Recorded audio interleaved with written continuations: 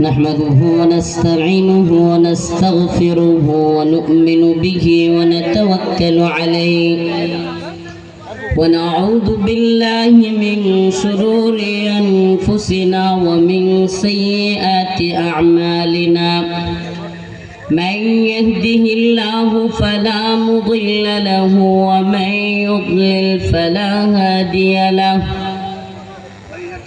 ونشهد أن لا إله إلا الله وحده لا شريك له ونشهد أن سيدنا وسندنا ومولانا محمدا عبده ورسوله أرسله إلى كافة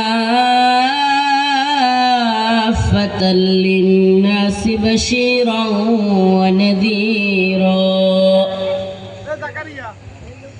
وداعيا إلى الله بإذنه وسراجا وقمرا منيرا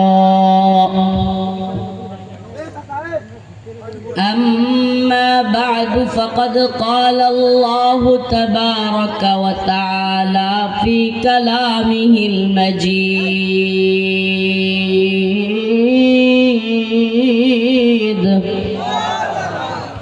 وفرقانه الحميد أعوذ بالله من الشيطان الرجيم بسم الله الرحمن الرحيم إذا زلزلت الأرض زلزالها وأخرجت الأرض أثقالها وقال الإنسان ما لها يومئذ تحدث أخبارها بأن ربك أوحى لها يومئذ يصدر الناس أشتاتا ليروا أعمالهم فمن يعمل مثقال ذرة خيرا يره ومن يعمل مثقال ذرة شرا يره صدق الله مولانا العظيم وصدق رسوله النبي الكريم ونحن على ذلك من الشاهدين والشاكرين والحمد لله رب العالمين সকলে একটু দরুদ শরীফ পড়ি আল্লাহুম্মা সাল্লি আলা মুহাম্মাদিন ওয়া আলা আলি মুহাম্মাদ কামা সাল্লাইতা আলা ইব্রাহিম ওয়া আলা আলি ইব্রাহিম ইন্নাকা হামিদুম মাজিদ আল্লাহুম্মা বারিক আলা মুহাম্মাদিন ওয়া আলা আলি মুহাম্মাদ كما باركت على إبراهيم وعلى آل إبراهيم إنك حميد مجيد টুডার বাজার বাইতুল মুকাদ্দাস জামে মসজিদ কর্তৃক আয়োজিত টুডার বাজার সংলগ্ন মাঠ মোরেলগঞ্জ বাগেরহাটের আজকের এই তাফসীরুল কোরআন মাহফিলের 2 দিন ব্যাপী তাফসীরুল কোরআন মাহফিলের সমাপনী অধিবেশনের একবারে সমাপ্ত আলোচনায় আল্লাহ রাব্বুল আলামিন আপনাকে আমাকে কোরআন সুন্নাহ থেকে এই এত সুন্দর মনোরম পরিবেশে টানা কয়েকদিন বৃষ্টি হওয়ার পর এরকম একটা বৃষ্টিহীন এবং সুন্দর আবহাওয়ায় আমাদেরকে আসার বসার তৌফিক আল্লাহ রব্বুল আলামিন দান করেছেন। সেজন্য অন্তরের অন্তঃস্থল থেকে কালিমাতুশ শুকর আদায় করে স্বতঃস্ফূর্ত আওয়াজ করে একবার বলি আলহামদুলিল্লাহ। আসলে প্রিয় বাগেরহাটবাসী, আমার বাড়ি তো আপনারা সবাই মোটামুটি জানেন, নেত্রকোনা। বাংলাদেশের এক প্রান্তে খুলনা, আরেক প্রান্তে নেত্রকোনা। তো নেত্রকোনা থেকে এই ঈদ পরবর্তী সময়ে, বিশেষ করে ঈদুল ফিতরে ঢাকা থেকে সারা দেশে মানুষ আরো বেশি গ্রামে যায়, বাড়িতে যায়। তো এই ছুটি কাটিয়ে ঢাকার দিকে ফেরার মুহূর্তে ঢাকা, ময়মনসিংহ সহ সারা দেশে যেই পরিমাণ জ্যাম হয়, এই অবস্থায় আমার বাড়ি নেত্রকোনা থেকে এই জায়গায় কয়েকশো কিলোমিটারের দূরত্ব, প্রায় 4 থেকে 500 কিলোমিটারের দূরত্ব। এত দূরের সফরে আমি আজকে যদি রওনা করতাম, হয়তো আপনাদের প্রোগ্রামে আসাই কঠিন হয়ে যেত। আমি রওনা করেছি গত রাত্রে, কারণ হাজার হাজার মানুষ আমাদের আশায় থাকে। আল্লাহ না করুক রাস্তায় জ্যামের কারণে কিংবা কোনো যান্ত্রিক ত্রুটির কারণে যদি আসতে না পারতাম, তখন স্বাভাবিকভাবেই আমাকে যারা ইনভাইট করেছেন, আমাকে যারা দাওয়াত দিয়েছেন, তারা সমাজের কাছে, এলাকাবাসীর কাছে একটা লজ্জার মধ্যে পড়ে যাইতেন এবং তারা অনেক কথা শুনতে হইতো তাদের। তো সেই চিন্তা করে আমার কষ্ট আমার অনেক হয়েছে, এটা আপনারা কল্পনা করে বুঝাইতে পারবো না। গত সারা রাত গাড়ির ভিতরে, দিনের জোহরের সময় জুমার নামাজের পর পর আপনাদের বাগেরহাটে এসে পৌঁছাইছি। তারপরে বাগেরহাটে একটা হোটেলে থাকছি বাধ্য হয়ে, কারণ এই এলাকায় যদি ঢুকতাম, যদিও কমিটি বা অতিথিবৃন্দ এই এলাকায় থাকতে বলছিল, কিন্তু এই এলাকায় থাকলে হয়তো ভিড় হতো কিংবা দেখা যাইতো মাইকের আওয়াজের কারণে ঘুমের ঘাটতি হইতো। এই জন্য আমি বাগেরহাটেই থেকে গেছি। তো যাই হোক, এই কথাগুলো বলার উদ্দেশ্য হলো কতটা কষ্ট করে আপনাদের এখানে আসছে। সারা রাত জার্নি, দিনের বেলায়ও জার্নি, ঘুমাইতে তো পারেই নেই। এই দিনের বেলায় কয়েক ঘন্টা একটু ঘুমাইছি, তো এই জন্য শরীরে প্রচুর ক্লান্তি আছে। তো আপনাদের কাছে দোয়া চাই। আনসিজনাল প্রোগ্রাম, এগুলা কোনো সিজনাল প্রোগ্রাম না। এই পুনর্মিলনী, ঈদ উপলক্ষে সবাই যেহেতু বাড়িতে আসছে, ওনারাও একটা সুন্দর আয়োজন করেছেন। আল্লাহ তাআলা তাদের এই আয়োজনের নেক মাকাসিদকে পূরণ করুন, কবুল করুন, বলি না আমিন। প্রিয় হাজিরিন, আমি আপনাদের সামনে সূরাতুল জিলজাল তিলাওয়াত করেছি। কোরআনের ছোট্ট একটা সূরা, কিন্তু খুবই গুরুত্বপূর্ণ একটা সূরা। যে সূরা কোনো কবর জিয়ারত করতে গেলে পড়তে হয়।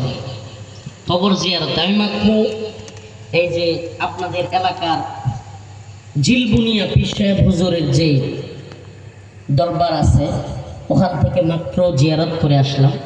তো জিয়ারতের সময়ও হাদিসের মধ্যে যেই সূরার কথা আসছে, যে সূরাটা পড়ার কথা আসছে, সেই সূরার নাম হলো সূরাতুল জিলজাল। আল্লাহ রাসূল সাল্লাল্লাহু আলাইহি ওয়াসাল্লামের কাছে এক লোক আসলেন, এক সাহাবী, বয়োবৃদ্ধ, বয়স্ক, আয়েশা বলতেছেন, ইয়া রাসূলুল্লাহ, ইয়া হাবিবাল্লাহ, আমাকে কোরআন পাঠ শিখাইয়া দেন, কোরআন তিলাওয়াত শিখাইয়া দেন। সুবহানাল্লাহ, মুরব্বী মানুষ। আল্লাহ রাসূল সাল্লাল্লাহু আলাইহি ওয়াসাল্লামের কাছে আয়েশা কি বলতেছেন? আমাকে কোরআন শিখাইয়া দেন। অথচ আমাদের অনেক যুবক, অনেক আমরা আছি যাদেরকে যদি জিজ্ঞেস করা হয় এই মঞ্চে, এই প্যান্ডেলে কতজন কোরআন তিলাওয়াত পারেন, অনেকেই বলবেন হুজুর আমি পারি না। আমি আপনাকে প্রশ্ন করি, ভাই আমরা তো মুসলমান নাকি? আমরা কি মুসলমান? আমাদের রব কে?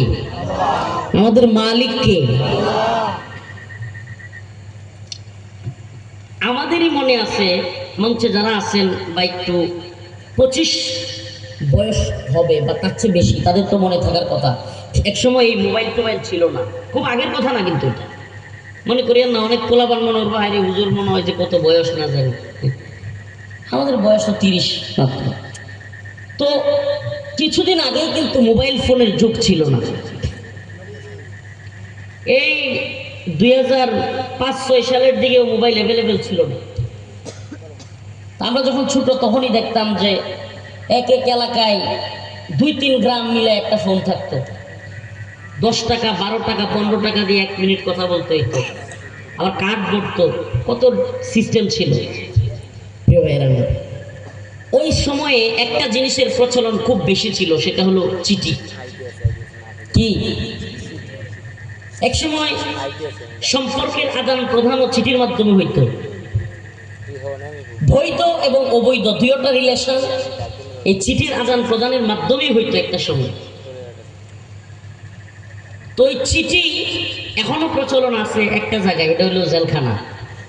আমাদেরকে বাহিরে খবর পাঠানোর জন্য চিঠি দিতে হইতো। আমরা যারা রাজবন্দী ছিলাম আওয়ামী আমলে, আমরা যারা রাজনৈতিক বন্দী ছিলাম, বিশেষ করে আলেম ওলামারা, আমরা ফোনে কথাও বলতে পারতাম না। চিন্তা করতে পারেন, মানে আমাদেরকে ফোনে কথা বলতেও বাহিরে দেওয়া হইতো না সরকারিভাবে। যদি অন্যান্য বন্দীদেরকে প্রতি বুধবার 10 মিনিট করে, কয় মিনিট? প্রতি বুধবার জেলখানায় 10 মিনিট করে একজন বন্দীকে তার পরিবারের সাথে কথা বলতে দেওয়া হয়তো, আমাদেরকে দেওয়া হইতো না। তো আমি মাঝে মাঝে চিঠি লিখতাম। তো চিঠির কথা কেন বললাম? এই চিঠি আমার আম্মার কাছে গেলে, কিংবা আমার আম্মার তরফ থেকে আমার কাছে একটা চিঠি আসলে জেলখানায়, কিংবা তার কিছুদিন আগে যখন মোবাইলের যুগ ছিল না, একটা চিঠির জন্য মানুষ কি পরিমাণ অপেক্ষা করতে, এটা আপনি কল্পনা করতে পারবেন। মুরব্বীরা যারা আছেন বা 30+ তারা কিছুটা উপলব্ধি করতে পারবেন। একটা সময় ছেলে যদি ঢাকায় থাকতো কিংবা বাহিরের কোনো কান্ট্রিতে কিংবা দূরে কোথাও থাকতো, একটা চিঠি পাঠাইতো, পুরা বাড়ির লোক হুমড়ি গায়ে পড়তো, কি লিখছে, কি পাঠাইছে। এই অবস্থাটা ছিল। এটা বলার উদ্দেশ্য হলো, আর যদি নাউজুবিল্লাহ অবৈধ মিলামেশার কথা বলি, অবৈধ রিলেশনের কথা বলি, আস্তাগফিরুল্লাহ, যদি হারাম, বিলকুল হারাম। কিন্তু দেখা যেত যে আশিক তার মাশুকের কাছে একটা চিঠি পাঠাবে, এই জন্য এত বেশি অপেক্ষায় থাকতো। এবং যদি কখনো সে যাকে পছন্দ করে তার একটা চিঠি আসতো, গ্রামে গঞ্জে দেখা যেত ওই চিঠি নিয়ে আসে লোকালয়ে চলে যেত, মানে একবার আমালে কি লিখছে দেখার জন্য। প্রিয় ভাইরা আমার, বলার উদ্দেশ্য হলো, আমি যদি আমার আল্লাহর বান্দা হই, আমি যদি স্বীকার করি তিনি আমার মাবুদ, তিনি আমার মাশুক, আমি তার আশিক, আমি তাকে ভালোবাসি, আমি তার ইবাদত করি, আমি তার গোলাম, এই কথা যদি আমি অন্তর থেকে সত্যিই বিশ্বাস করি, তাহলে আমার মাশুক, আমার মালিক আমার উদ্দেশ্যে কি চিঠি পাঠাইলেন, আমার মাশুক, আমার মালিক আমাকে কি লিখলেন, সেটাকে আমার দেখার, সেটা আমার পড়ার দরকার আছে না? সেই চিঠিটা কি? সেই চিঠিটা কি? সুবহানাল্লাহ, আল্লাহর পক্ষ থেকে তার বান্দার কাছে একটা চিঠি, একটা মেসেজ আল্লাহ পাক তার বান্দাকে দিয়ে দিয়েছেন। A to Z সংবিধান, তোমার পূর্ণাঙ্গ জীবন কিভাবে চলবে, একেবারে শুরু থেকে শেষ পর্যন্ত কমপ্লিট কোড অফ লাইফ, পূর্ণাঙ্গ জীবন ব্যবস্থা। এভাবে আর আসবেন না বয়ানের সময়, কখনোই না। পূর্ণাঙ্গ জীবন ব্যবস্থা, কমপ্লিট কোড অফ লাইফ, জীবনের শুরু থেকে, দুনিয়া থেকে কবর পর্যন্ত তুমি কিভাবে চলবে, কি খাবে, কি খাবে না, কোথায় যেতে পারবে, কোথায় যেতে পারবে না। সুবহানাল্লাহ, প্রত্যেকটা বিষয় দুনিয়া থেকে কবর পর্যন্ত আল্লাহ পাক কোরআন এবং সুন্নাহর মধ্যে দিয়ে রাখছেন। এখন আমি যদি পড়তেই না জানি, আমি যদি দেখতেই না পারি, তাইলে আমি মুসলমান সত্য, কিন্তু হুইন্না মুসলমান। আমার নেত্রকোনায় কই হুইন্না মুসলমান। কি মুসলমান? হুইন্না মুসলমান। আমি পড়তেও পারি না, আমি দেখতেও পারি না, দেখে বুঝিও না, তাইলে আমি কি মুসলমান? শুনেন, অন্যান্য ধর্মে বৌদ্ধ, খ্রিস্টান কিংবা আপনার বিশেষ করে সনাতন, বাংলাদেশে সনাতনটা বেশি, বিশেষ করে সনাতন ধর্মে বা এই সমস্ত ধর্মগুলোতে ধর্মগুরুরা ব্যতীত তাদের গ্রন্থগুলো, তাদের যে বইগুলো আছে ওগুলো তেমন একটা পড়ার সুযোগ থাকে না, সাধারণ জনগণ পড়েও না। এমনকি অনেক ক্ষেত্রে দেখা যায় ওই সমস্ত ধর্মগুরুরা তাদের যে ঠাকুর আছে ওরা সাধারণ মানুষকে এগুলো পড়তে নিরুৎসাহিত করে, পড়তে দেয় না। কেন? কারণ ওরা যদি এগুলো পড়ে তাইলে ওরা যাই না যাবে, তাইলে তাদের যে ব্যবসা মানে হইলো ওই যে খাউন্যা ব্যবসা, এটা লাল বাতি জ্বলে যাবে। কিন্তু ইসলাম এমন ধর্ম নয়। ইসলাম বলে আপনি পড়েন ইকরা। ইসলামের প্রথম কথা, কোরআনের প্রথম কথাই কি? ইকরা। সুবহানাল্লাহ, সুবহানাল্লাহ বলবেন না?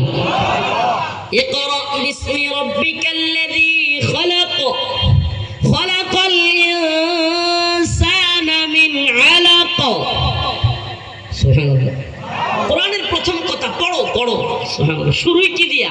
আল্লাহ পাক তার পয়গম্বরের কাছে প্রথম যে কথাটা পাঠিয়েছেন, হযরত জিবরাইল আমিন, জিবরাইল আলাইহিস সালাম আল্লাহ রাসূলের সামনে আসছেন। ইয়া রাসূলুল্লাহ ইকরা। আল্লাহ রাসূল বললেন পড়তে জানি না। আবার বললেন ইকরা। আল্লাহ রাসূল বললেন ইয়া জিবরাইল আমি পড়তে জানি না। আল্লাহ রাসূল জিবরাইল আমিন আবার বললেন ইকরা। তখন ওনাকে চাপ দিয়ে দইরা বুকের সাথে লাগাইয়া বললেন ইকরা। তখন তিনি পড়তে শুরু করলেন, কিন্তু ঘাইমা গেলেন।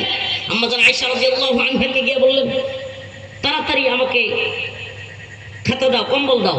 সুবহানাল্লাহ। এই কোরআন এত সহজে আসে নাই। এই কোরআন আল্লাহ রাসূলের কাছে দাপে দাপে এসেছে।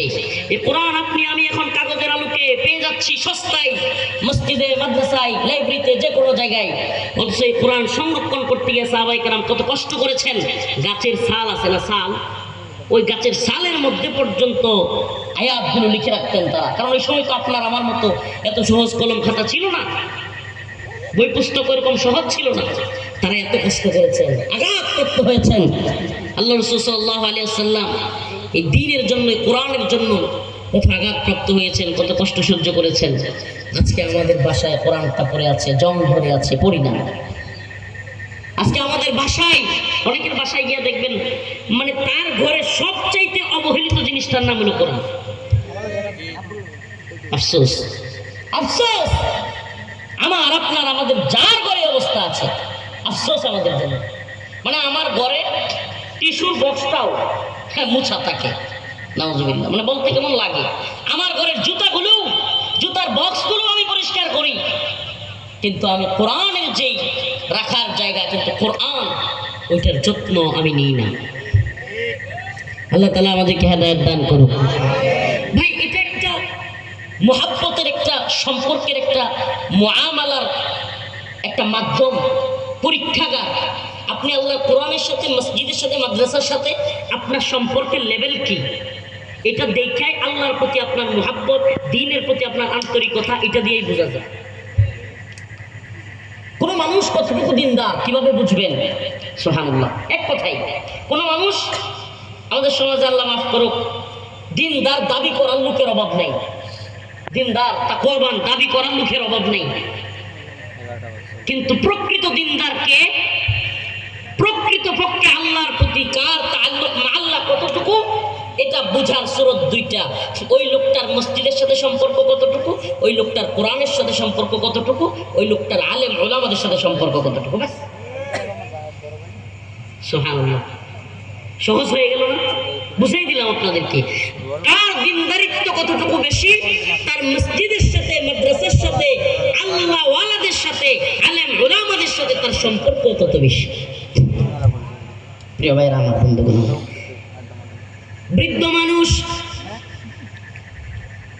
আল্লাহর নবীর একজন সাহাবী হযরত আব্দুল্লাহ ইবনে আমর রাদিয়াল্লাহু আনহু হইতে বর্ণিত, তিনি বলেন, বৃদ্ধ সাহাবী আল্লাহর হাবিব সাল্লাল্লাহু আলাইহি ওয়াসাল্লামের কাছে এসে বলতেছেন, ইয়া রাসূলুল্লাহ, ইয়া হাবিবাল্লাহ, নবী গো, আপনি আমাকে কোরআন শিখায় দেন, এবং কোন জায়গা থেকে, কোন সূরা থেকে শুরু করব সেটাও বলে দেন। আল্লাহর রাসূল বললেন, পড়েন আলিফ লাম রা, পড়েন। সাহাবী বৃদ্ধ মানুষ উত্তর দেয়, ইয়া রাসূলুল্লাহ, আমি তো বৃদ্ধ মানুষ, বয়স্ক মানুষ, আমার জিহ্বা তো বার হয়ে গেছে, উচ্চারণ করতে কষ্ট হয়, বড় সূরা তিলাওয়াত করতে পারবো না, আরেকটু ছোট সূরা শিখাইয়া দেন। আল্লাহ রাসূল বললেন, তাইলে পড়েন ইসাব্বিহু লিল্লাহ। এই ইসাব্বিহু লিল্লাহ দিয়ে যে সমস্ত সূরার সূচনা ওগুলো পড়েন। আবারও বৃদ্ধ সাহাবী বললেন, ইয়া রাসূলুল্লাহ, আমার জিহ্বা ভারী হয়ে গেছে না। আমাদের সমাজেও, আমি জানি না আপনাদের এলাকার মানুষ তাবলীগ বা চিল্লা কিংবা সফরে, দিনই সফরগুলোতে যায় কিনা। আমাদের এলাকায় যায় তো মাঝে মাঝে, আমিও দুইবার না তিনবার গেছিলাম। ওরে বাবা, মুরব্বীদেরকে নিয়ে বসলে সূরা ফাতিহা শিখাইতে গেলে মনে হয় দাঁত পড়ে যাবে, পড়তেই পারে না। কারণ কি, বয়স হয়ে যাওয়ার পরে পান খায়া কিংবা যে কোনো কারণে জিহ্বা বার হয়ে গেছে, এখন কোরআন তিলাওয়াত পড়তে গেলে কষ্ট লাগে। এক পর্যায়ে সবার সামনে জিজ্ঞেস করলে লজ্জা পায়, পড়তে চায় না। আমি বলি, বাবা এটা করবেন না। আল্লাহ নবীর সাহাবায়ে কেরাম বৃদ্ধ বয়সে আল্লাহ রাসূলের কাছে আসতেন, ইয়া রাসূলুল্লাহ, আমার কোরআন শিখিয়ে দেন। কেন? কারণ ওই মালিক যাকে আমি ভালোবাসি, ওই মালিক যে আমার সুন্দর চক্ষু দিয়েছে, ওই মালিক যিনি আমার সুন্দর জবান দিয়েছে, ওই মালিক যে আমার মেধা শক্তি দিয়েছে, সেই মালিক কি বলছে এটা আমাকে পড়তেই হবে, জানতেই হবে। এই টান যার মধ্যে আছে, এই ভালোবাসা যার মধ্যে আছে, সে না শিখে তিলাওয়াত না করে পারবে না। আর মজা, সুবহানাল্লাহ, কোরআনের একটা অলৌকিক মজা কি জানেন? সুবহানাল্লাহ, পৃথিবীতে এমন কোন গ্রন্থ নাই, এমন কোন বই নাই যেটা আপনি লাইব্রেরি থেকে আইনা পড়বেন একদিন, 2 দিন, 3 দিন, সর্বোচ্চ একবার, 2বার, 3বার পড়ার পরে ওই বই আর পড়তেই মন চাইবে না। কিন্তু কোরআন এমন নয়। কোরআন একবার পড়েন, 2বার পড়েন, 3বার পড়েন, মজা বাড়তে থাকবে। এক ইমাম সাহেবের তিলাওয়াত শুনেন, আর এক মসজিদে গিয়ে আরেক ইমাম সাহেবের তিলাওয়াত শুনেন। রমজানে তারাবির মধ্যে এক এক হাফেজ সাহেবের তিলাওয়াতের এক এক মজা। সুবহানাল্লাহ বলবেন না? এক এক হাফেজ সাহেবের তিলাওয়াতের এক এক মজা। পৃথিবীতে কোনো ধর্মগ্রন্থ নাই, পৃথিবীতে এমন কোনো বই আবিষ্কার হয় নাই। এই মুরেলগঞ্জে একটা কিতাব, একটা কোরআন নিবেন, আয়াতগুলো যেভাবে আছে, পৃষ্ঠাগুলো যেভাবে আছে, হরফগুলো যেভাবে আছে, শব্দগুলো যেভাবে আছে, বাংলাদেশ, নেপাল, ভুটান, শ্রীলঙ্কা, আফগানিস্তান, মালদ্বীপ, Mali, Somalia, Yemen, Afghan, Uyghur, Kashmir, Arakan, ফিলিস্তিন, পৃথিবীর যে কোনো প্রান্তে, আমেরিকা, ইউরোপ, রাশিয়া, চীন, জাপান, পৃথিবীর যে কোনো প্রান্তে একটা কোরআন নিবেন, প্রত্যেকটা কোরআনের হরফে হরফে, শব্দে শব্দে, আয়াতে আয়াতে, প্রত্যেকটা পৃষ্ঠায় পৃষ্ঠায় মিল খুঁজে পাবেন। পাবেন কি পাবেন না? প্রত্যেকটা জায়গায় মিল পাবেন, প্রত্যেক জায়গায় মিল আছে। এটা কোরআনের অলৌকিক মুজিজা। কোরআন যে আল্লাহ প্রদত্ত, কোরআন যে পৃথিবীর কারো মুখের কথা নয়, কোরআন যে মহাগ্রন্থ, এটার সবচেয়ে বড় মুজিজা হলো পৃথিবীর সব জায়গায় সে 1500 বছর আগের নাজিল হওয়া কিতাব এখনো হারফান হারফান, শব্দে শব্দে হুবহু মিল পাওয়া। আল্লাহ মাফ করুক। মুসলমান হিসাবে আমরা গর্ব করতেই পারি। চ্যালেঞ্জ করে দেন যে কোনো ধর্মের, যে আপনাদের ধর্মগ্রন্থ এমন কোনটা আছে, কোন ধর্মের, যেটা পুরো পৃথিবীতে এখনো একই আছে? নাই। হ্যাঁ, একটা এমন সিরিয়া বিরিয়া আর এমন খাটসাট কইরা, মানে সুবিধা মতো। হ্যাঁ, দেখছেন না, ওই একটা নিয়ম হয়েছিল বাংলাদেশে এক সময়, যে মানি লন্ডারিং আইন, যারা বাংলাদেশ থেকে বিদেশে টাকা পাচার করবে তাদের নামে মামলা দিত। কি দিত? কি দিত? মামলা দিত, জেলে পড়তো। আমাদের সাথে মানি লন্ডারিং এর অনেক লোক আসামি ছিল, জেলে ছিল।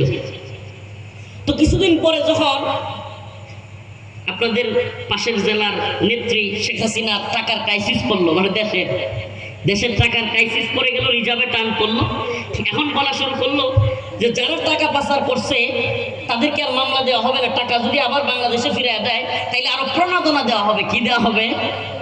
চিন্তা করছেন? মানে এই সমস্ত আইনগুলো পরিবর্তন হইতে সময় লাগে না, কারণ এটা কি? মানব রচিত, মানুষের আমদানিকৃত আইন। মানুষের আমদানিকৃত আইন কানুন এগুলো পরিবর্তন হইতে সময় লাগে না, কিন্তু আল্লাহ প্রদত্ত আইন, আল্লাহ প্রদত্ত ঐশী গ্রন্থ কখনোই পরিবর্তন হবে না। আল্লাহ রাব্বুল আলামিন বলেন, ইন্না নাহনু নাযালনা যিকরা ওয়া ইন্না লাহু লাহাফিযুন। আল্লাহ রাব্বুল আলামিন বলেন, এই কোরআন আমি অবতরণ করেছি। কে? এই কোরআন আমি অবতরণ করেছি, এটা হেফাজত আল্লাহ বলেন আমি হেফাজত করবো, এটা আমি অবতরণ করেছি। সুবহানাল্লাহ। পৃথিবীর কোনো শক্তি নাই, পৃথিবীর কোনো শক্তি নাই। চেষ্টা করেছিল অনেক শক্তি কোরআনকে দিনকে মাটির সাথে মিশিয়ে দিতে। মঙ্গোলীয়রা চেষ্টা করেছিল, তাতারিরা উসমানীয় সাম্রাজ্যের সমস্ত কিতাবাদি ধ্বংস করে দিতে পারে নাই। পৃথিবীর ইতিহাসে অনেক পরাশক্তি চেষ্টা করেছে ইসলামকে মাটির সাথে মিশিয়ে দিতে। অনেক পরাশক্তি এসেছে, আসছে, যাবে, কিন্তু ইসলাম ছিল, ইসলাম আছে, ইসলাম থাকবেই। পৃথিবীর কোন সুপার পাওয়ার, পৃথিবীর কোন তাগুতের, পৃথিবীর কোন জালেমের শক্তি নাই, বর্তমান ইসরায়েল আমেরিকার শক্তি নাই পৃথিবী থেকে মুসলমানদের ধ্বংস করে দেওয়া। শক্তি আছে। ইসলাম এ মাটির পরতে পরতে জনপদে ঘরে ঘরে, ইসলাম এ মাটির 90% মানুষের অন্তরে। ইসলাম এ মাটির পরতে পরতে জনপদে ঘরে ঘরে, ইসলাম এ মাটির 90% মানুষের অন্তরে। ইসলাম নিয়ে কেউ ছিনিমিনি খেলে এমন শক্তি নেই, আর কিছু থাক না থাক এদেশে ইসলাম থাকবে। সবকিছু বদলে যাক এদেশে ইসলাম থাকবে। ইসলাম এ মাটির পরতে পরতে জনপদে ঘরে ঘরে, ইসলাম এ মাটির 90% মানুষের অন্তরে। এদেশে যারাই আলেম উলামা ওলি আউলিয়াদের সাথে বেয়াদবি করেছে, ইতিহাস সাক্ষী, আল্লাহ পাক তাদেরকে এমন লাঞ্ছনা এবং জিল্লতির জিন্দেগি দান করেছেন যা সে জীবনে কোনোদিন কল্পনাও করে নাই। তারা আলেমদের জবান বন্ধ করে দেওয়ার দুঃসাহস বাংলাদেশে দেখিয়েছিল।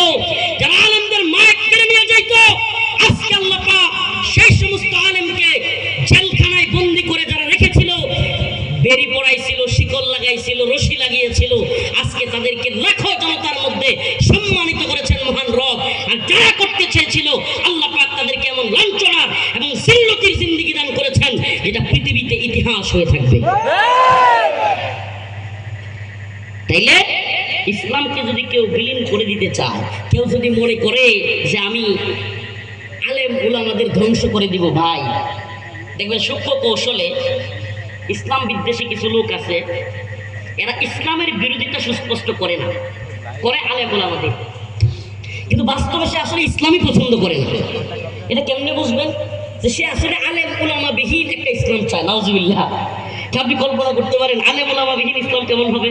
মসজিদে নামাজ কে পড়াবে, মাদ্রাসা কে পড়াবে, কোরআন কে পড়াবে, হাদিস কে পড়াবে?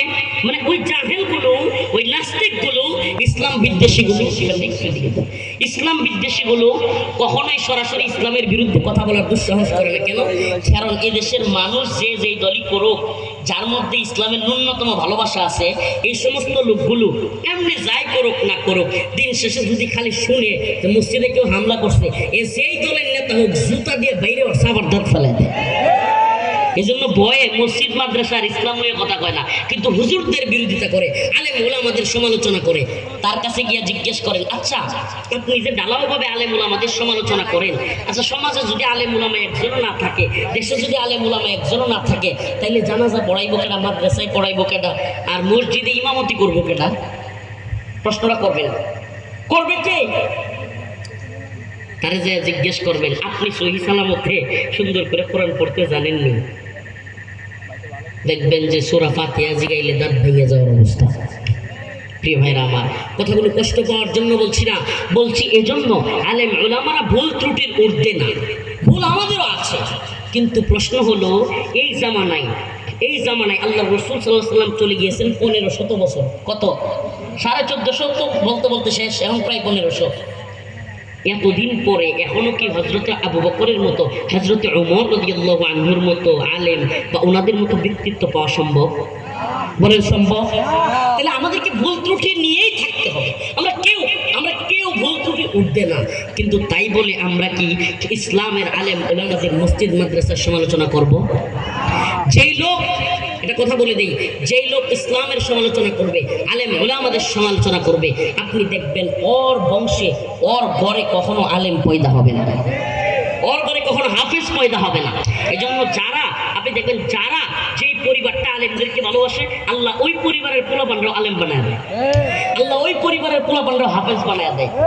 এটা কথা মনে রাখবেন, বেয়াদব ছেলে, বেয়াদব বাচ্চা, বেয়াদব ছাত্র আদব বেয়াদববান হয়, বেয়াদব ছাত্র, বেয়াদব বাচ্চা মানুষ হয়, কিন্তু বেয়াদব গার্ডেনের বাচ্চারা মানুষ হয় না।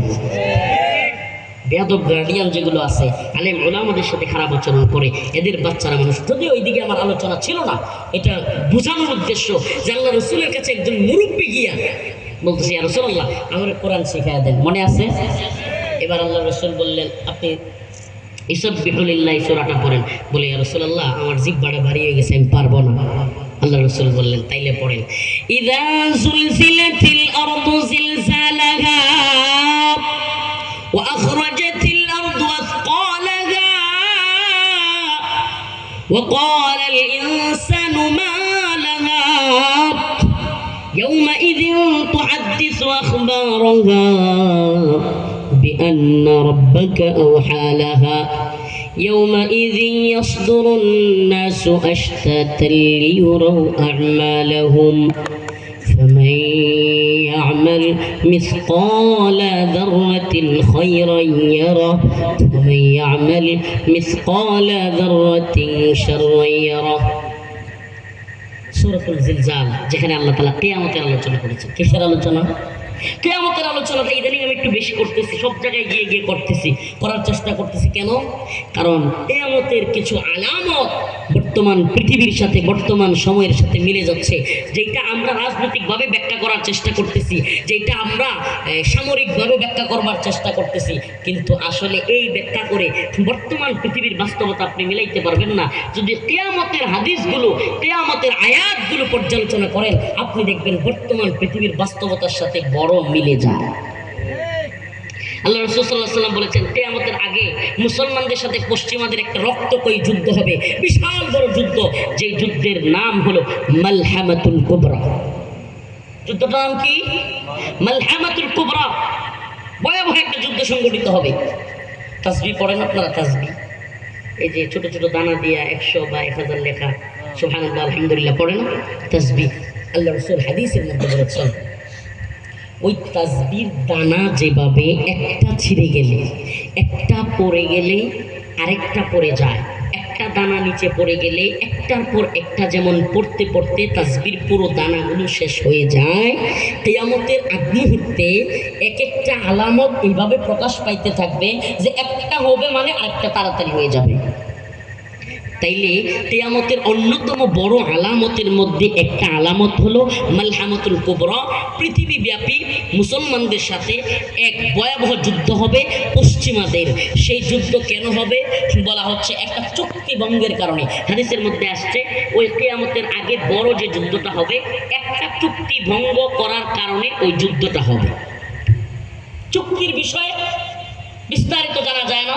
চুক্তিটা কি বিষয়ে হবে? সামরিক হইতে পারে, অর্থনৈতিক হতে পারে, রাজনৈতিক হতে পারে, বিভিন্ন কারণ হতে পারে, কিন্তু একটা চুক্তি ভঙ্গ করবে কারা? পশ্চিমারা। করবে কারা? পশ্চিমারা সেই চুক্তি ভঙ্গ করবে। পশ্চিম বলতে কি বুঝি আমরা? Europe, America. বর্তমান ইউরোপ আমেরিকায় হলো পশ্চিম। খ্রিস্টান, ইহুদি এরাই বর্তমানে পশ্চিমে আছে। প্রিয় ভাইয়েরা, আমি বলছি না যে বর্তমানে ইরানের সাথে যে যুদ্ধটা এটাই মালহামাতুল কুবরা, না, এটা কেউ বলতে পারবে না।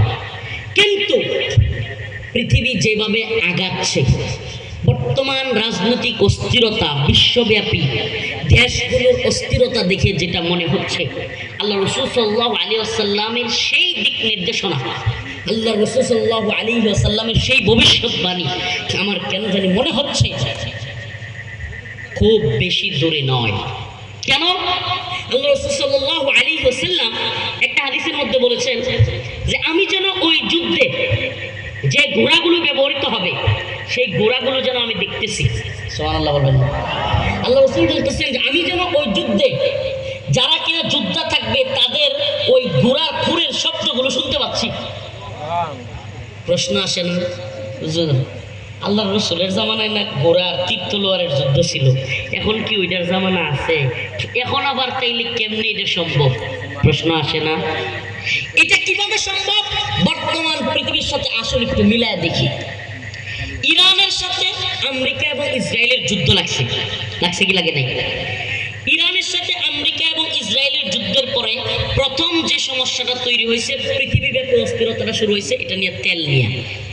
কি নিয়ে? ইরান বলছে আমরা হরমুজ প্রণালী বন্ধ করে দিব। হরমুজ প্রণালী কি?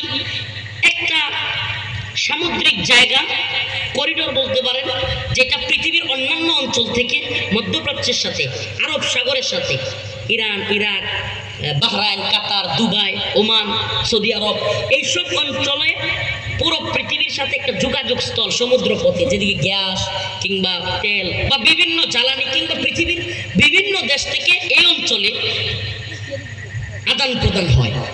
এখন এই হরমুজ প্রণালী ইরান বলছে, আমরা আজকে দেখলাম নিউজে, পুরো টোটালি বন্ধ। যদি এই হরমুজ প্রণালী বন্ধ করে দেয় পাগলা আমেরিকার প্রেসিডেন্ট ট্রাম্প, সে ঘোষণা দিছে, তাইলে আমি ইরানের যে সমস্ত তেল শোধনাগার আছে, তেলের বড় বড় ডিপো আছে, আমি ইরানের সেই সমস্ত ডিপোগুলোতে হামলা করব। প্রিয় মুসলিম উম্মাহ, 2 মিনিটে আমি শুধু বুঝাবো আপনাদেরকে, পরে আমি মূল আলোচনায়, সূরার আলোচনায় চলে যাচ্ছি। কেন এই সূরার সাথে বর্তমান পৃথিবীর বাস্তবতা মিলে যায়, এটা আপনাদেরকে আমি ইনশাআল্লাহ বুঝাই দেওয়ার চেষ্টা করব, কতটুকু পারবো আল্লাহু আলাম। প্রিয় ভাইরা আমার, তো যদি সত্যি ইরানের তেলের ডিপুতে, তেল শোধনাগারে আমেরিকার প্রেসিডেন্ট ডোনাল্ড ট্রাম্পের হুকুমে ইসরায়েল এবং আমেরিকা হামলা করে, সাথে সাথে ইরানও, সৌদি আরব, বাহরাইন, কাতার বা যতগুলো দেশের আমেরিকার ঘাঁটি আছে, এবং আমেরিকার ঘাঁটি যেই সমস্ত তেল শোধনাগারের, যেই সমস্ত তেলের ডিপোর নিরাপত্তা দিচ্ছে, ইরানও সেই সমস্ত জায়গায় হামলা করবে কি করবে না? স্বাভাবিকভাবেই। কেন দেখেন, ইরানে যখন ইসরায়েল এবং আমেরিকা হামলা করলো, ইরান কিন্তু আমেরিকা হামলা করে নাই। সর্বপ্রথম হামলা করছে কোথায়? বাহরাইন, সৌদি আরব, দুবাই, কাতার, এই রাষ্ট্রগুলোতে, আমেরিকার ঘাঁটিগুলোতে। সেম ভাবে এখন যদি আমেরিকা ইরানের তেলের ডিপোতে হামলা করে, ইরানও আমেরিকার স্বার্থে আঘাত করার জন্য আমেরিকার অধীনস্থ যে দেশগুলো, তাদের তেল শোধনাগারে হামলা করবে না? এই একটা প্রশ্ন যদি মিলান এই হাদিসের সাথে, এই সূরার সাথে, আপনি সহজেই আলোচনা বুঝে ফেলতে পারবেন। সত্যি সত্যি যদি এই অবস্থা হয়, পৃথিবী ব্যাপী তেলের একেবারে করুণ পরিস্থিতি তৈরি হবে। পৃথিবী ব্যাপী যুদ্ধের যত সামগ্রী আছে, ট্যাঙ্ক আছে, ট্যাঙ্ক একটা ট্যাঙ্কও চলবে না, অকেজু হয়ে যাবে তেল ছাড়া। তেল ছাড়া ট্যাঙ্ক চলবে, তেল ছাড়া মিসাইল চলবে, তেল ছাড়া যুদ্ধ জাহাজ চলবে, তেল ছাড়া ওই যে ফুরুত করে উড়ে যে বিমান, জঙ্গি বিমান, যুদ্ধ বিমান, হেলিকপ্টার চলবে? যদি না চলে তাইলে যুদ্ধটা হইব কি দিয়া? এই যে মারামারি আবার লাগবে। সুবহানাল্লাহ বলেন না? এই জন্য মুসলমান ইমানদার, আল্লাহ রাসূল সাল্লাল্লাহু আলাইহি ওয়াসাল্লাম 1500 বছর আগে বলেছেন, কিন্তু আজকের পৃথিবীতে, যদিও এটা এখনো অনেকের কাছে, এই যুগে তো স্মার্টফোনের যুগ, মানে মানুষ গ্লোবালাইজড হইতে এবং আধুনিক হইতে এগুলো বোঝাও, মানে মানুষের সাবকনশিয়াস মাইন্ডে আসলে এগুলো মাইনা নেওয়াও কঠিন, এগুলো আসলে অনেক কঠিন। কিন্তু আপনাদেরকে রাশিয়া ইউক্রেন যুদ্ধের কথা বলি। রাশিয়া এবং ইউক্রেন যুদ্ধে যারা কিনা ফলো করছেন, আমি যুদ্ধগুলো, আন্তর্জাতিক বিষয়গুলো খুব পড়ার চেষ্টা করি, জানার চেষ্টা করি। তো রাশিয়া ইউক্রেন যুদ্ধে অলরেডি কিছু কিছু জায়গায় জঙ্গলের ভিতরে রাশিয়া এবং ইউক্রেনের বাহিনী স্থল যুদ্ধ করতে করতে করতে করতে গোলাবারুদ শেষ। এখন কি করবে? পরে বলে বন্দুক দিয়ে একটা ঢেলা। আপনি পড়েন না, নিউজগুলো আছে তো, অবাস্তবপূর্ণ কথা বলছি না। জঙ্গলের ভিতরে যুদ্ধ লাগতে লাগতে দুই দিকে নদী, 2 জায়গায় আটকে গেছে। এখন মনে করেন রাশিয়ার বাহিনী ব্রিজ উড়ায় দিছে, ইউক্রেনের বাহিনী ব্রিজ উড়ায় দিছে। এখন তাদের ওই যে অস্ত্র আসার যে সংযোগ, সেটা তো বন্ধ। তো এখন কি করবে? 2 দল মুখোমুখি, গুলিও নাই, কিছুই নাই, কামান বিমান কিছুই নাই, সাপ্লাই চেইন বন্ধ। সাথে সাথে যুদ্ধ শুরু হয়েছে। বন্দুকের নলার মধ্যে দেখবেন এক ধরনের চাকু রাখে, কি রাখে? বেলুনেট, ওইটা দিয়ে খুঁচাখুচি শুরু হয়ে গেছে। কেন? কারণ যুদ্ধ যখন সব তেল এবং এই সমস্ত সরঞ্জাম ধ্বংস হয়ে যাবে, যুদ্ধ আবারও তীর তলোয়ার, ডাল তলোয়ারের যুগে প্রবেশ করবে। এই কথা বলার কারণ কি? কারণ হলো কিয়ামত অতি সন্নিকটে, কিয়ামত অতি সন্নিকটে।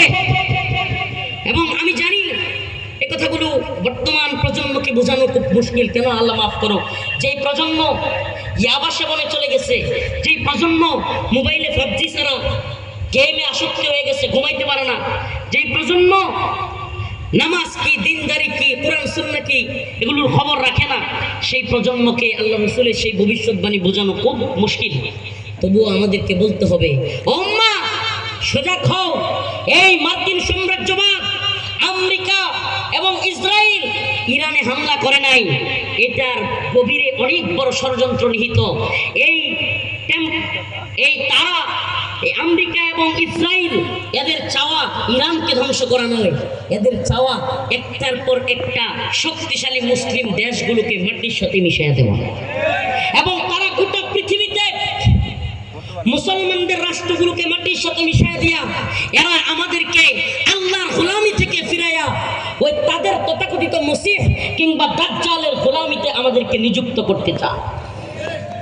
ইসরায়েলিরা অলরেডি ইহুদিদের বড় নেতা অলরেডি স্বীকার করে ফেলছে, মিডিয়া আছে এগুলো, কোনো বানোয়াট কথা বলছি না, অলরেডি স্বীকার করে ফেলছে তারা তাদের মাসিহের সাথে নাকি মাঝে মাঝে দেখা করে।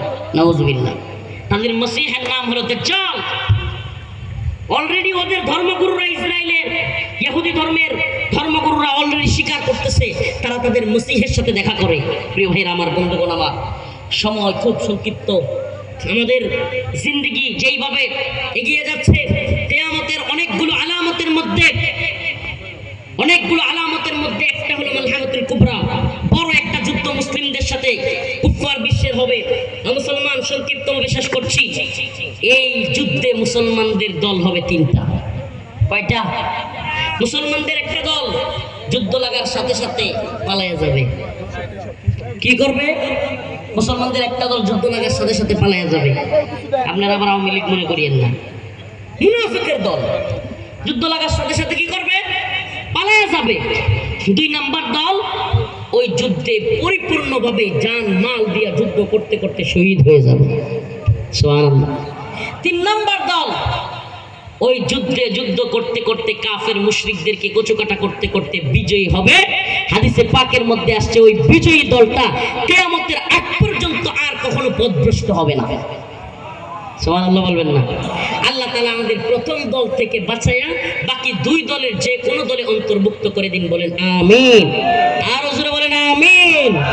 এজন্য ইরান কিংবা আমেরিকার যুদ্ধ নয়, এই যুদ্ধে একটা প্রশ্ন, এখানে শিয়া সুন্নির প্রশ্ন নয়, এখানে সবচাইতে গুরুত্বপূর্ণ প্রশ্ন হলো মার্কিন সাম্রাজ্যবাদ ইসরায়েলি সাম্রাজ্যবাদের বিরুদ্ধে।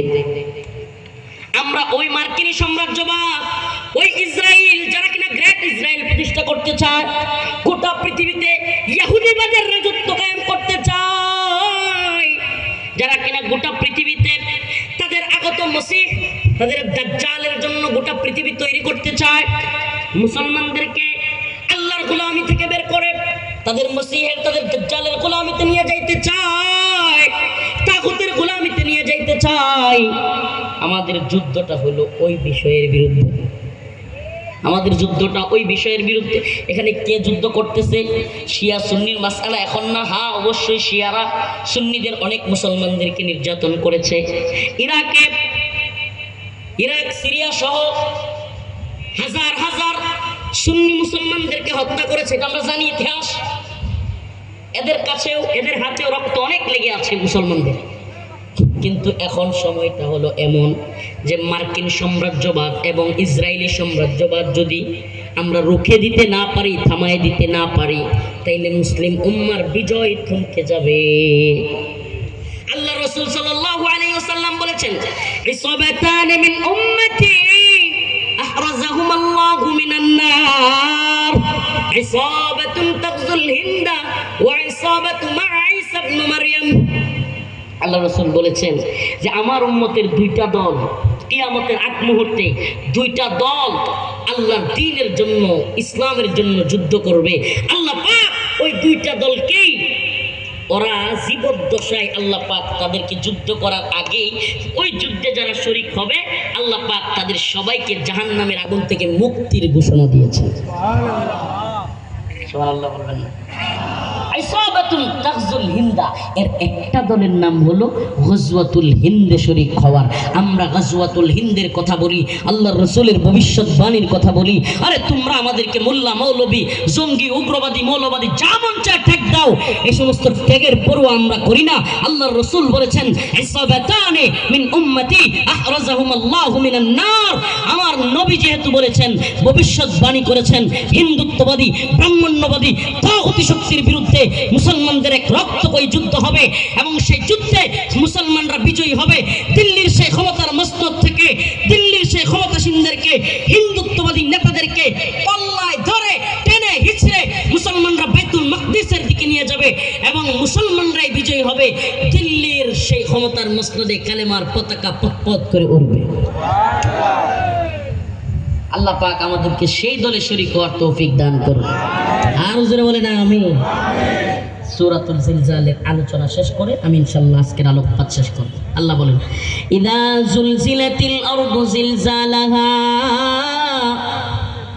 যখন আল্লাহর হুকুমে ইসরাফিল আলাইহিস সালাতু ওয়াস সালামের ফুৎকারের পর পৃথিবীতে এক ভয়াবহ কম্পন তৈরি হবে। এমন এক কম্পন, যেই কম্পনের ফলে ওয়াখরাজাতিল আরদু আসকালাহা, জমিনের মধ্যে থাকা যত সম্পদ আছে, টাকা পয়সা স্বর্ণ গহনা রূপা আরো যত দামি মূল্যবান হীরা জহরত যত ধরনের সম্পদ আছে, শিমুল তোলা চেনেন? শিমুল তোলা, আপনাদের এলাকায় শিমুল গাছ আছে, শিমুল তোলার কলা আছে না, ওগুলো দেখবেন যখন পাইকা যায় ফাইটা গিয়া ওই তুলাগুলো উড়তে থাকে। আমরা দেখছি এলাকায় শিমুল গাছ যাদের আছে, তুলাগুলো উড়তে থাকে। ওয়াখরাজাতিল আরদু আসকালাহা, আল্লাহর পক্ষ থেকে যখন ইসরাফিল আলাইহিস সালাম ফুৎকার দিবেন, গোটা পৃথিবীতে এমন এক কম্পন তৈরি হবে, যে কম্পনের কারণে পৃথিবীর সমস্ত সোনা গহনাগুলো তুলার মতো উড়তে থাকবে। শিমুল তুলা যেমন উড়ে, স্বর্ণ গহনা টাকা পয়সা রূপা জহরত হীরা মণি মুক্তা সব কিছু উড়তে থাকবে। মানুষ তাকায় থাকবে আর বলবে ওয়াকালাল ইনসান মা লাহা, হাই হাই এগুলার কি হয়ে গেল? ভাই ভাইকে মারছিল টাকার জন্য, ভাই ভাইকে মারছিল সম্পদের জন্য, বাবার সাথে ছেলের সমস্যা। গত কয়েকদিন আগে 2 থেকে 3 দিন আগে একটা ভিডিও দেখলাম, এত কষ্ট লাগছে। কিয়ামতের আলামত, সন্তান তার বাবার কবরের মধ্যে লাঠি দিয়ে কবর ভাঙতেছে। দেখছেন ভিডিওটা? নাউজুবিল্লাহ। সন্তান তার বাবার কবর ভেঙে ফেলতেছে, কি জন্য? তাকে সম্পদ কম দিছে। নাউজুবিল্লাহ বলবেন। কিয়ামতের আলামত। ওই দিন ওই লোকগুলো যারা সম্পদের জন্য ভাই ভাই মারামারি করেছিল, যারা টাকা পয়সার জন্য চুরি চিন্তাই করেছিল, যারা মানুষকে আঘাত করেছিল ছুরি দিয়া চাকু দিয়া, যারা মানুষকে হত্যা করেছিল খুন করেছিল, আমাদের ভাই শরীফ উসমান হাদিকে যারা খুন করেছে, ওই সমস্ত লোকগুলো ওই দিন আফসোস করতে থাকবে আর বলবে আয় হাই ওয়াকালাল ইনসান মা লাহা, হাই হাই কি করলাম? এই টাকা পয়সা দিয়ে উঠতাছি, সোনা গহনা দিয়ে উঠতাছি, যা জমাইছিলাম সব দূইরা যাইতেছিলাম। এগুলার জন্য মানুষকে খুন করছিলাম, এগুলার জন্য ভাই ভাই ঝগড়া করছিলাম, এগুলার জন্য অন্যের জমিতে গিয়া জোর দখল কইরা দখল করছিলাম, এগুলার জন্য চিন্তাই করছিলাম। নাউজুবিল্লাহ।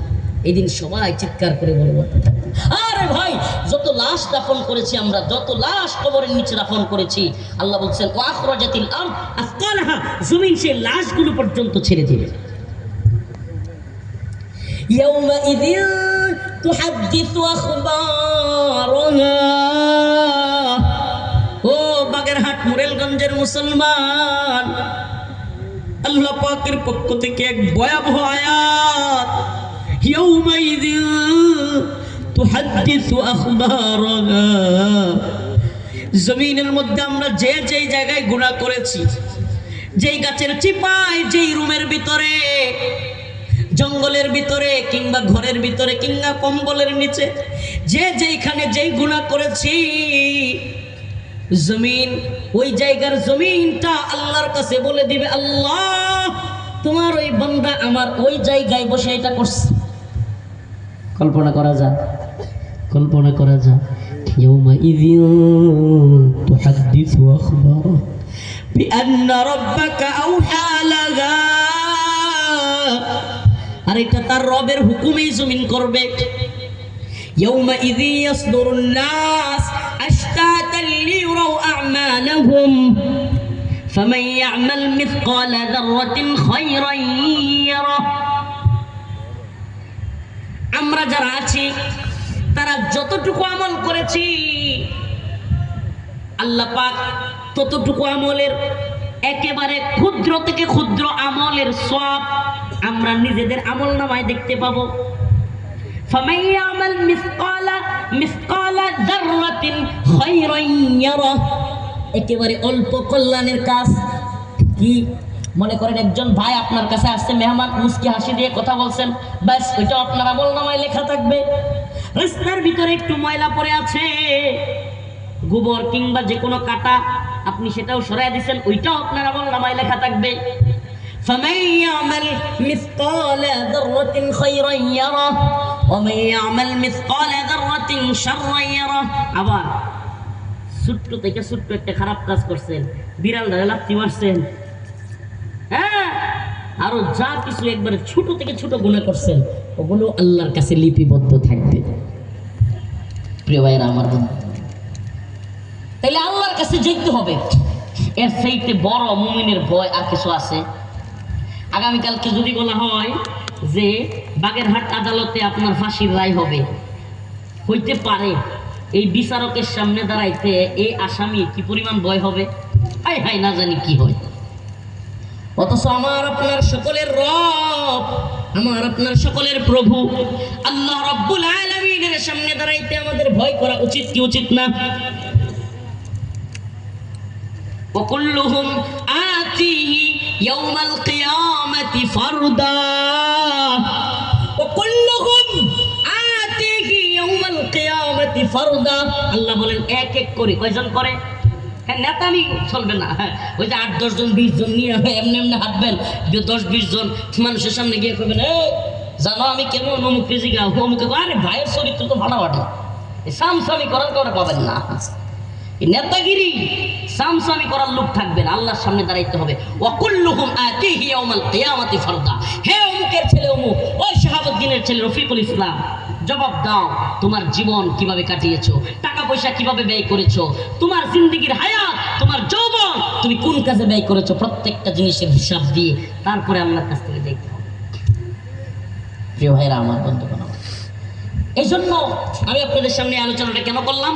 একদিকে তো গোটা পৃথিবীর বর্তমান হালত আপনাদেরকে বোঝানোর উদ্দেশ্য যে আপনারা যে যুদ্ধগুলো দেখতেছেন এগুলা অচিরেই এমন যুদ্ধে অবতীর্ণ হবে যে যুদ্ধে গোটা পৃথিবীর সমস্ত ট্যাঙ্ক, বিমান, কামান, এই আধুনিক সরঞ্জাম সব ধ্বংস হয়ে যেতে পারে। নাম্বার 2, কিয়ামত অতি সন্নিকটে এবং কিয়ামতের কিছু আলামত আছে।